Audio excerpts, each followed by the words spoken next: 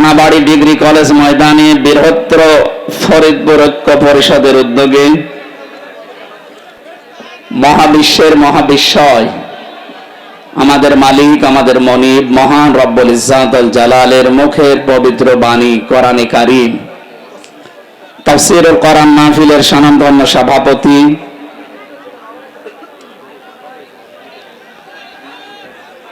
বৃহত্তর ফরিদপুর ঐক্য পরিষদের সম্মানিত সভাপতি বড় ভাই জনাব মোহাম্মদ ইউনুস মিয়া দামাত বারকাতুহুমুল আলিয়া, বলেন আমিন। প্রধান অতিথি কোনাবাড়ি থানা বিএনপির সাধারণ সম্পাদক আমার আরাফাতের ভাই আলহাজ মোহাম্মদ বাবুল হোসেন, সম্মানিত অতিথি জনাব আলহাজ সাজ্জাদুর রহমান মামুন ভাই, এখানে আমন্ত্রিত অতিথি জনাব তানভীরুল ইসলাম রাজীব, সম্মানিত উদ্বোধক জনাব আলহাজ আব্দুল বারেক সরকার, সার্বিক ব্যবস্থাপনায় যারা আছেন বিশেষ করে মোহাম্মদ ফরহাদ হোসেন, আজিজুল ইসলাম, সম্মানিত উপস্থাপক মাওলানা শিহাবউদ্দিন বিশ্বাস, এতক্ষণ যারা আলোচনা রাখলেন কোরআন এবং হাদিস থেকে মুফতি মাহবুবুল্লাহ কাসিমি, মাওলানা হোসেন মাহফুজ, মুফতি ওবায়দুল্লাহ, মুফতি আব্দুস সালাম, আলেমদের হায়াতে তাজ্জেবা সিহাতে কুল্লিয়া কামনা করছি, বলেন আমিন। আরো যত মানুষের নাম দিয়েছে এটাতে একটা একটা করে পড়ে দোয়া করি, এমন হয় কিয়ামত চলে আসবে। ভালো, আলহামদুলিল্লাহ, এদের সম্মান মর্যাদা আছে, এই জন্যই আপনারা কোরআনের মাহফিলে তাদেরকে অতিথি বানিয়েছেন। মানুষের সম্মান যে বাড়ে কিসে এটা অনেকে এখনো পর্যন্ত জানে না। অনেকে মনে করে জোর করে মনে হয় সম্মান পাওয়া যায়। জোর করলে কি পাওয়া যায় আপনি দেখলেন না? হ্যাঁ, কথা বলছেন। যারা জোর করে সম্মান পেতে চায়, সামনাসামনি হয়তো তাদের ক্ষমতা, তাদের প্রভাব প্রতিপত্তির কারণে মানুষ তাদের সম্মান দিতে পারে, পেছনে যে বরদোয়া করে আল্লাহ এ মরে না কেন? এই এখানে কি সমস্যা? কি দাঁড়িয়ে থাক না কেন ভাই? এই আপনি কোন দিকে তাকান? এই কথা বলা যাবে না। যেভাবে দাঁড়িয়ে আছেন, বসে আছেন, যেভাবে আছেন থাকেন, দরকার জায়গা বেশি পেলে শুয়ে পড়েন, কথা বলবেন না। পাশে আপনারা জানেন 4টা জেলখানা, এখানে পুরুষের 3টা, মেয়েদের 1টা। সবাই এখন আমি জানি এরা শুনতেছে। আমার সাবেক জেলহাজ ভাই যারা, আমিও তো 3 বছর এখানেই ছিলাম। জেলে যারা আছে তাদের যে দুঃখ কষ্ট আমি তো জানি। আল্লাহ রাব্বুল আলামিন তাদের কষ্টগুলো যেন লাঘব করে দেন। জুলুমের কারণে যারা জেল খাটতেছে তাদের যেন কষ্ট আরো বাড়িয়ে দেন। কারণ জালেম যারা, তারা আল্লাহর মামলার আসামি, তাদের জন্য আমি দোয়া করে করব কি? কিন্তু মাজলুম যারা বিনা কারণে জেলের ভেতরে এখনো বন্দি আছে, আমার শ্রদ্ধাভাজন ব্যক্তিত্ব আছে এখানে, জনাব এটিএম আজহারুল ইসলাম, আতালাল্লাহু উমরাহু ওয়া বারাকাল্লাহু ফি হায়াতি, সকলে বলেন আমিন। এই মাজলুম মানুষটা সহ যত মানুষ এই 4 জেলখানা এবং গাজীপুরের জেলা কারাগারে যত মানুষ আছে, আল্লাহ তাদেরকে যেন সুস্থ রাখেন। নিরপরাধ মানুষদেরকে যেন আল্লাহ মুক্ত বাতাসে আবার বের করে দেন। যারা এসেছি আগে শুকরিয়া আদায় করেন তো আলহামদুলিল্লাহ। এই বাম পাশ থেকে কথা আসতেছে কিন্তু ভাই, কোরআনে কারীম শোনার কিছু আদব আছে। এটা তো আর মমতাজের কনসার্ট না, যদিও উনি এখন ধরা পড়েছে। ফাস্তামিউ লাহু আনসিতু, আল্লাহ বলে শুধু শুনলে হবে না, সামিয়া না দিয়ে ফাস্তামিউ দিয়েছে। বাবা ইফতিআল থেকে এই শব্দটা আসলে বাংলা অর্থ দাঁড়ায় আপনি শুধু শুনবেন না, মনোযোগ সহকারে শোনা লাগবে। কারণ এই কালাম কার? শুধু শুনলেই হবে না, চুপ থাকা লাগবে। কি কথা বলেন না কেন? এই জন্য যারা শুনতেছেন আলহামদুলিল্লাহ, চুপ করে শুনবেন। 2টাই ফরজ, শোনাও ফরজ, চুপ থাকাও ফরজ। এখানে এসেছি অন্তত কিছু নেওয়ার জন্য, নাকি? কিছু না নিয়ে যদি আপনি চলে যান, তো এই সময়টা কাজে লাগালে আমরা কত কাজ করতে পারতাম। সব বাদ দিয়ে যারা এসেছি একটু কিছু নেওয়ার জন্য ধৈর্য ধারণ করেন। আমরা বলছিলাম এই যে জোর করে যারা সম্মান পেতে চায় তাদের অবস্থা। আমি হাজ্জাজ বিন ইউসুফ এই লোকটার জীবনী পড়েছি। এই লোকটা খুব জালেম ছিল, জুলুম করতো মানুষের প্রতি। আর মন্ত্রী পরিষদ একদিন এসে বলে, বাদশাহ আপনার জন্য তো বাইরে যেতে পারি না, মানুষ শুধু গালি দেয় আপনাকে।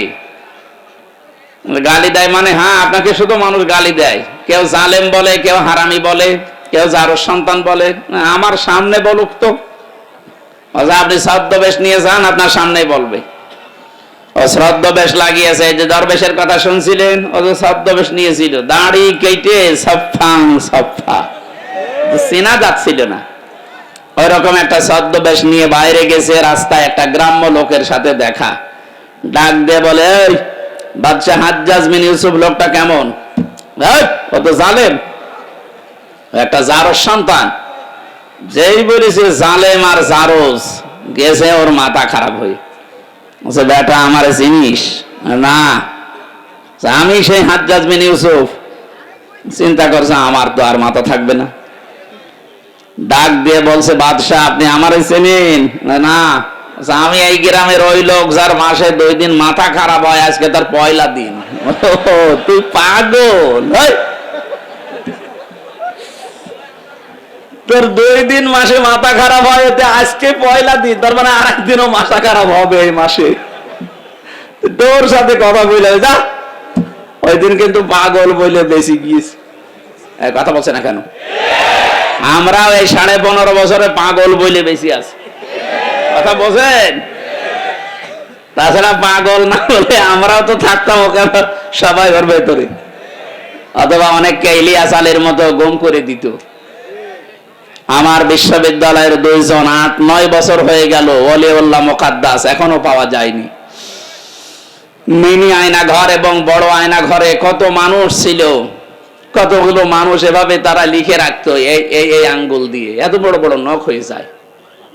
5 বছর, 7 বছর, 8 বছর, 10 বছর, 14 বছর পড়ে আছে, কেউ জানে না। তারা দেওয়ালের সাথে লিখে রাখতো ভাঙা ভাঙা অক্ষরে এই আঙ্গুল দিয়ে, যে ভাই যদি বাইরে কেউ যেতে পারেন আমার এই নাম্বারে জানাবেন যে আমি বেঁচে আছি। এখনো পর্যন্ত দেখি অনেকে জালেমের সাফাই গায়। আপনি মানুষ? বাংলাদেশের 18 কোটি মানুষের যদি জালেমদের মাফ করে দেয়, ব্যারিস্টার আরমানের বউ জীবনও মাফ করবে না। আপনি বাস্তবতা বোঝেন কিছু? কত ঝড় গেছে এই মানুষগুলোর উপরে। আমার 10 দিনেই আমার জীবন শেষ, আর তারা আজ 10 বছর 8 বছর। আলেমদেরকে যত অপমান করেছিল, আল্লাহ ডবল অপমান এখন তাদেরকে করছে। এই জন্য সাবধান থাকবো আমরা। আলেমরা নবীর ওয়ারিস সরাসরি, আল উলামা ওয়ারাসাতুল আম্বিয়া, নবীর উত্তরাধিকারী তারা। নবীর গায়ে হাত দিলে যা হতো, আলেমদের গায়ে হাত দিলে তাই হবে। আলেম আবার আলেমের মতো হওয়া লাগবে। আলেম যদি আবার জালেমের চাইতে খারাপ হয়, তো ওরে পিটানোই ভালো। আলেম ছিল না জালেমদের পক্ষে? কথা বলে না কেন? ওই রকম আলেম না। কত বড় দুর্নীতিগ্রস্ত হলে দেশটা যে জাতীয় মসজিদের ইমামও পালিয়ে যায়। আবার কোথায় নামাবেন দেশটা বলেন? একটা মসজিদের ইমাম, তাও বাংলাদেশের কেন্দ্রীয় মসজিদ, জাতীয় মসজিদ, তার ইমামও পালিয়ে গেছে। এসেছিল আবার জোর করে ইমামতি নেওয়ার জন্য, জনগণ জুতা দিয়ে পিটিয়েছে। পরের দিন আবার স্ট্যাটাসও দিয়েছে যে জনগণ জুতা মেরেছে কিন্তু আমার গায়ে লাগেনি। আরে শয়তান! বাড়ি একেবারে জায়গা মতো তো, এই জন্য এরকম কথা বলে। লজ্জা শরম তো কিচ্ছু নেই। কি কথা বলে না কেন? আমার মনে হয় ম্যাডাম খালেদা জিয়া যা বলেছিল যে নামটা পাল্টানো দরকার, আসলে ওই নাম পাল্টানো দরকার। অভিশপ্ত নাম, নামটার ভেতরে কেমন যেন একটা অভিশপ্ত জিনিস লুকিয়ে আছে। কি গয়কার পয়াকার, বাকিটা বললাম না।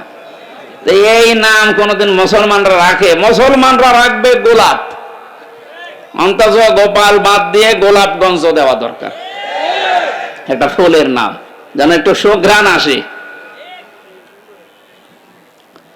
এখানে পাগল বলে যারা এতদিন অন্তত বেঁচে আছি, আমাদের শিক্ষা নেওয়া দরকার আজকে। এই জালেম যারা বিদায় নিল, এই জালেমদের পরিণতি কি হয়েছে আল্লাহ আমাদেরকে একটু দেখিয়েছেন। সূরা নমল 19 নাম্বার পারা, 20 নাম্বার পৃষ্ঠা, 7 নাম্বার লাইনের 52 নাম্বার আয়াত। এই কথা বলে কি এত? ওর মোবাইলটা কেটে নেন।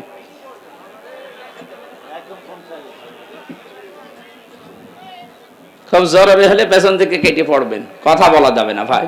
আমি বললাম না 2টা শর্ত মানা লাগবে, তারপরে এখানে রহমত নাজিল হবে। একটা শুনতে তো হবে, শুধু সামিয়া দিলেই তো শুনতে পারতাম। আল্লাহ বলেন না ফাস্তামিউ, একেবারে অ্যাক্টিভ হয়ে শোনা লাগবে, মনোযোগ সহকারে। কারণ এখন এটা ইবাদত চলছে, যতক্ষণ বসে থাকবেন আর যাই হোক গোনা হচ্ছে না।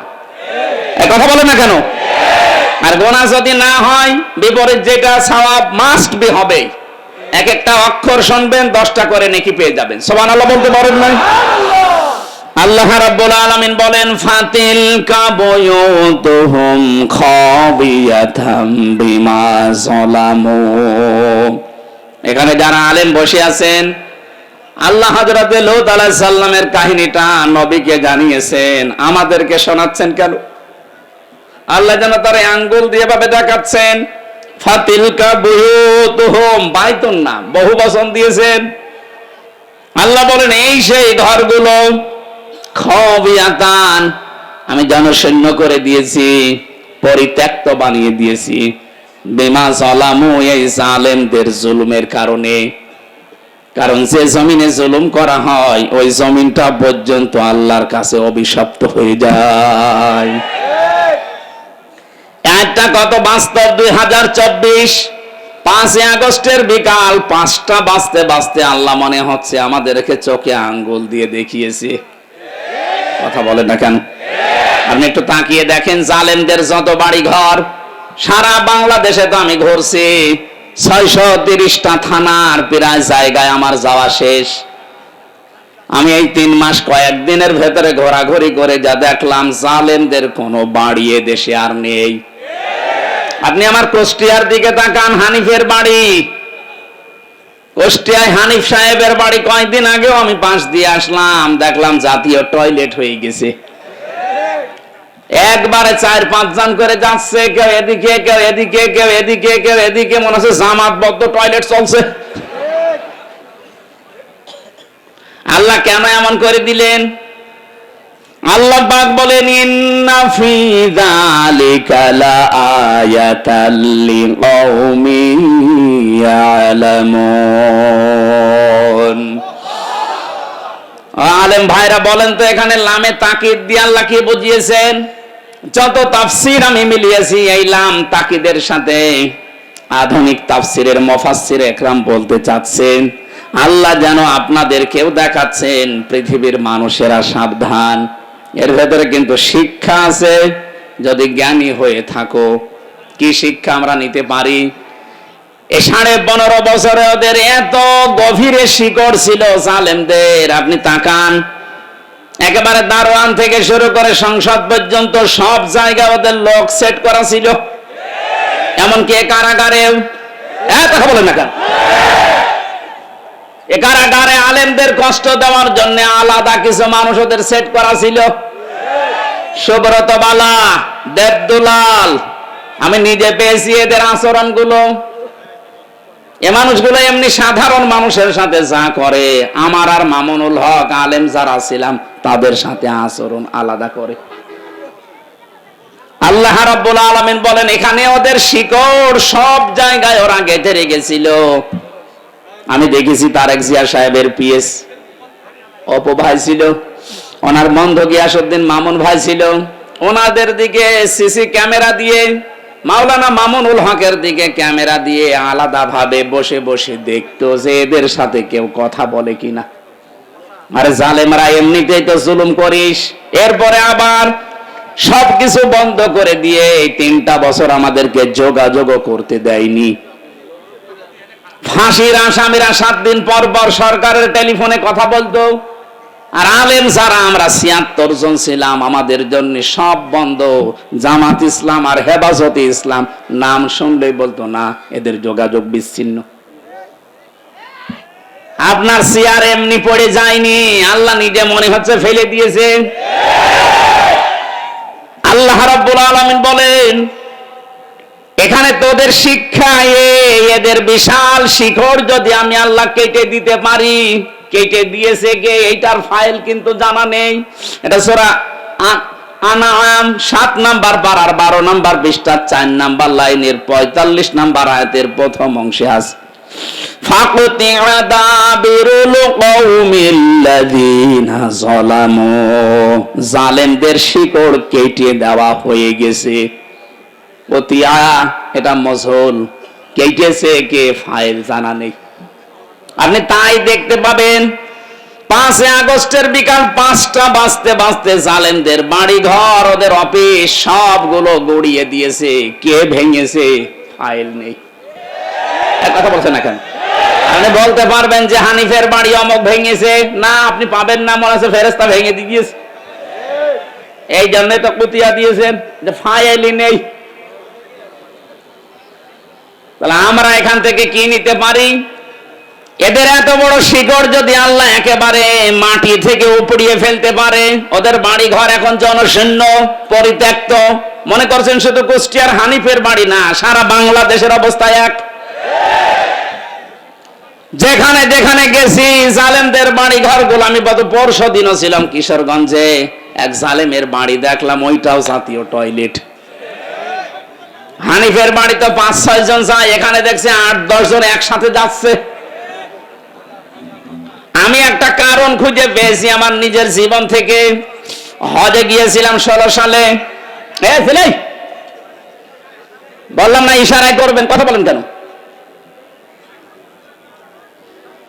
কাবা শরীফ তাওয়াফ করার পরে আবার উপরে গেলাম, হঠাৎ দেখি পেটে যন্ত্রণা, ব্যথা। এক পুলিশকে ডাক দিয়ে বললাম, ইয়া আখি তাল, এদিকে আসেন ভাই। উনি আসার পরে জিজ্ঞাসা করছে, কি? ইয়া হাজিউল হজ্জাত আয়না বিলাদুকা, হাজি দেশ কোথায়? জি তুমিন বাংলাদেশ। বাংলাদেশ থেকে এসেছি। মনে বলে কি সমস্যা? হ্যাঁ, এখানে মুশকিল আছে, আমার পেটে ব্যথা। এখানে ফার্মেসি কোথায়? আমারে বলছে ফার্মেসি লাগবে না, পেটে ব্যথা কেন টের পান না? না তো, এই জায়গাটা তো আবু জেহেলের বাড়ি, আপনি এখনো পায়খানা না করে দাঁড়িয়ে আছেন, তাড়াতাড়ি করেন।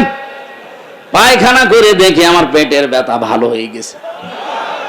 আমার তো মনে হচ্ছে জালেমদের যত বাড়ি বাংলাদেশে সবগুলো যেহেতু অভিশপ্ত, সবগুলো এখন উজাড় গৃহ, পরিত্যক্ত টয়লেট হয়ে গেছে। এদেশের মানুষের পেটে ব্যথা হলে প্রসাবের চাপ দিলে ওই জায়গায় যে কাজ করবে। এরপরও যদি আপনার শিক্ষা না হয়, এটা আমাদের শিক্ষা নেওয়ার বিষয় কিন্তু এখনো বলিনি। আমাদের শিক্ষার বিষয় আগামীতে যারা দেশের দায়িত্বে আসবেন, যারা আসবেন, আপনি আর যাই করেন যেন জালেম হবেন না। কারণ এই শব্দটা ঘৃণিত শব্দ, আল্লাহর কাছে নিন্দিত। জালেমদেরকে আল্লাহ সব চাইতে বেশি টার্গেটে রাখেন। সূরা ইব্রাহিম 42 নম্বর আয়াত, ওয়ালা তাহসাবান্নাল্লাহা গাফিলান আম্মা ইয়ামালুজ জালিমুন।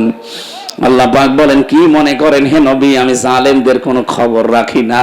সবচাইতে বেশি খোঁজ খবর রাখি আমি জালেমদের ব্যাপারে। এই জন্য আমরা সামনে যারা আসি, আমি আহ্বান জানাচ্ছি, খুব ভালোবাসি আপনাদের, সে যেই হোক, সামনে যারা চেয়ার পাবেন তারা আর যাই করেন বাংলাদেশে জুলুম করবেন না। এ জুলুম নিজের নফসের উপর থেকে শুরু, নিজের উপরও জুলুম করবেন না। নিজের উপরে জুলুম কি? অনেকের অর্থ সম্পদ, টাকা পয়সা, প্রভাব প্রতিপত্তি, ক্ষমতা হয়ে গেলে তখন পাপ কাজে পা বাড়ায়। এটা সূরা হুদের 9 নম্বর আয়াতে আল্লাহ দলিল দিয়েছেন, ওয়ালা ইন আযাকনাল ইনসানা মিন্না রাহমাতান সুম্মা নাযা'নাহা মিন ইন্নাহু লায়াউসুন কাফুর। এই আয়াতের সারমর্ম এটা, কোন মানুষ যখন নিজের নফসের উপরে জুলুম আরম্ভ করে, হ্যাঁ আগে টাকা পয়সা প্রভাব প্রতিপত্তি ছিল না, অপরাধ করতে পারে নাই, এখন টাকা পয়সা অর্থ সম্পদের মালিক আল্লাহ বানিয়েছি, এখনো লাল পানি খায়, এখনো বাবা খায়। এই কথা বলছেন এখন? আমি কি বোঝাতে পেরেছি? তাহলে নফসের উপরে এটা একটা জুলুম। আপনি আজকে থেকে সিদ্ধান্ত নেন, আল্লাহ আমাকে যেখানেই তোলুক, আমি অন্তত আমার নফসের উপরে এখন থেকে আর জুলুম করব না। শরীরের উপরে মানুষ জুলুম করে, এই যে অনেকে এই মুরব্বীরা বের করে দেন, দেন তাড়াতাড়ি দেন, ডিস্টার্ব হয়ে গেল, দেন তাড়াতাড়ি দেন, চলে যান।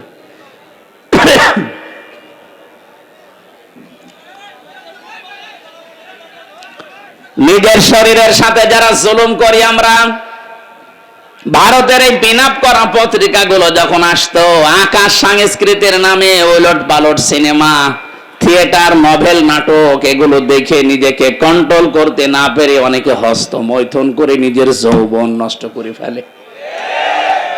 না এ গাজীপুরে নেই? আছে মানে যে হারবালের পোস্টার, তার প্রমাণ। ইন্ডিয়া হারবাল, কলকাতা হারবাল, ও ছাতা দিয়ে কি হবে? আপনি তো আগেই মেশিন শেষ করে ফেলেছেন। ও বলছে ঠিক, তার মানে ও মনে হয় শেষ না। এটা আপনি শরীরটা শেষ করলে, আপনি কি জানেন ৭০ ফোঁটা রক্ত দিয়ে ১ ফোঁটা বীর্য তৈরি হয়? আপনি কোন কারণে এগুলো দেখবেন আর করবেন? আজকে থেকে তাওবা করে ফিরে আসা লাগবে। এই মোবাইলে এমন দৃশ্য রাখা যাবে না যেটা নিজে দেখলে আনন্দ পান, অন্য দেখলে লজ্জা পান। এরকম দৃশ্য নেই? যাদের মোবাইলে আছে এই মুহূর্তে ডিলিট করা লাগবে। করেন, তাড়াতাড়ি করেন। এখন যদি আপনি মোবাইল বন্ধ হয়ে যায়, ডিলিট করতে পারছেন না, বাড়িছে, যেটা নিজে দেখলে আনন্দ পান, অন্য কেউ দেখলে লজ্জা পান, এমন দৃশ্য থাকলেই ডিলিট করবেন। কারা কারা হাত তোলেন? ওরে আল্লাহ রে, হাত তোলেন। মুরব্বী মানুষ 2 হাত তুলিস। কি আছে আপনার মোবাইলে?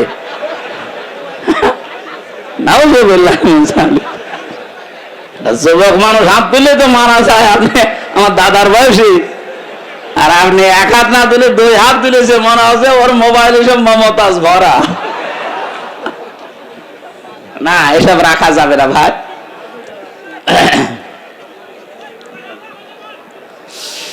গাজীপুরবাসী খুব মনোযোগ সহকারে আমাদের এখান থেকে শিক্ষা নিয়ে যাওয়া লাগবে। সুতরাং আমার নিজের শরীরের উপর থেকে কোনো কিছু যেন অপচয় হয়ে না যায়, কারণ সেইটাই অপচয় করবেন, ওটা কিন্তু আর কোনোদিন ফিরে আসবে না। খুব গুরুত্বপূর্ণ জিনিস আল্লাহ শরীরের ভেতরে দিয়ে রেখেছেন। যত খাবার খান, এই খাবারগুলো নির্যাস থেকে পিত্ত রস তৈরি হয়। বিজ্ঞান এখন প্রমাণ করছে শরীরের পেটের ভেতরে যতক্ষণ খাবার থাকবে পিত্ত রস পড়তেই থাকবে। খাবার না থাকলে রস পড়া বন্ধ হয়ে যাবে। আল্লাহ এটা দিয়ে বোঝাতে চায়, বান্দা আমি নিজে অপচয় করি না, এটা তার প্রমাণ। রসটা যেহেতু দামি, এত দামি রস, এটা যতক্ষণ তোর পেটে খাবার থাকবে এটা ফোঁটা ফোঁটা পড়বে, খাবারগুলো হজম হবে। এটা যখন খাবার থাকবে না, পড়লে তো অপচয় হবে। এই জন্য আমি আল্লাহ ওটা অটোমেটিক বন্ধ করে দেই। অথচ আমাদের শরীরের অপচয় আমরা যারা করছি কিছু মনেই করি না। যৌবন যখন শেষ হয়ে যাবে তখন আর দোয়া করেও কাজ হবে না, তাবিজ কবজেও কাজ হবে না। এখন থেকে সতর্ক, আমরা যেন অন্তত এই শয়তানি কাজে কেউ হাত পা না বাড়ায়। কথা বলেন না কেন? মানতে পারবেন ইনশাআল্লাহ? তাহলে আমরা আজকে থেকে শিক্ষা নিয়ে গেলাম, জালেমদের প্রতি যেহেতু আল্লাহর সবচাইতে বেশি টার্গেট, আর নিজে আল্লাহ মামলা দায়ের করবে, নিজে মামলা দায়ের করবে জালেমদের বিরুদ্ধে। এটা সূরা শূরা 25 নম্বর পারা 6 নম্বর পৃষ্ঠা 13 নম্বর লাইনের 42 নম্বর আয়াতে আছে, ইন্নামাস সাবিলু আলাল্লাযীনা ইয়াযলিমুনান নাস।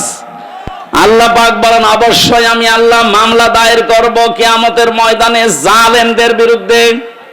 মামলার বাদীকে আপনি কি টের পাচ্ছেন কি বলছি? মামলার বাদী যত বড় হয় মামলা তত কঠিন হয়। আমার যিনি মামলা দিয়েছিল, যদি এরকম সলিমদ্দি কলিমদ্দি কেউ দিত, 3 দিনও আমার আটক রাখতে পারতো না। কয় টাকা নেবে, টাকা দিয়ে বের হয়ে চলে আসতাম। কিন্তু মামলার বাদী এমন জন, তো টাকা পয়সার দরকার না, ওকে আটকিয়ে রাখবে, এই ধান্দা ছিল তার। এখানে মামলার বাতি যেহেতু বড়, আমার মামলাও এরকম কঠিন ছিল, এতবার